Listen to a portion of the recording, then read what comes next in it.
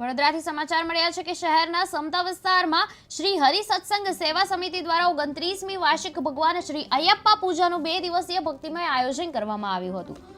પૂજા, અભિષેક, વરઘોડા, મહાઆરતી અને મહાપ્રસાદી સાથે શ્રદ્ધાળુઓએ ઉત્સાહપૂર્વક કાર્યક્રમમાં ભાગ લીધો હતો।